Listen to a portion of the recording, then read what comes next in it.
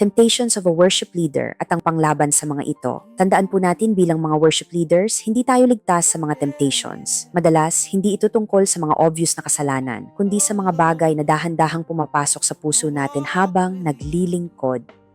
Narito ang mga ilan sa temptations na umaatake sa atin bilang worship leader. Una, pride versus humility. Minsan kapag nasanay na tayo sa stage, sa papuri ng tao, nakakalimutan natin kung sino talaga ang bida. Si Lord, hindi tayo.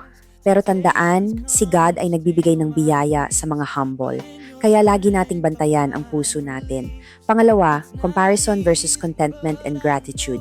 Minsan naiinggit tayo sa ibang teams, ibang churches, or ibang worship leaders. Pero sabi ni Lord, give thanks in all circumstances. May kanya-kanyang season ang bawat isa at kung saan ka nilagay ni Lord ngayon, doon ka muna lalago.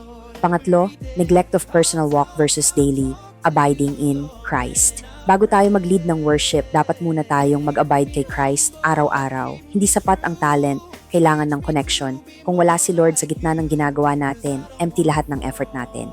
Pang-apat, pleasing people versus serving God first. Minsan, gusto nating mapahanga ang tao. Pero ang tunay na worship leader ay naglilingkod para kay God, hindi para sa applause o recognition. Panglima, selfish ambition versus spiritual commitment. Ang paglilingkod ay hindi kompetisyon. Si Jesus mismo, He came to serve, not to be served. Kaya ang tunay na leader ay marunong magpakumbaba, marunong magtulungan at marunong magmahal sa kapwa workers. At panghuli, discord or conflict versus harmony and unity. Ang worship team ay pamilya. May mga times na magkakainitan o magkakaiba ng opinion pero ang goal ay unity, hindi uniformity.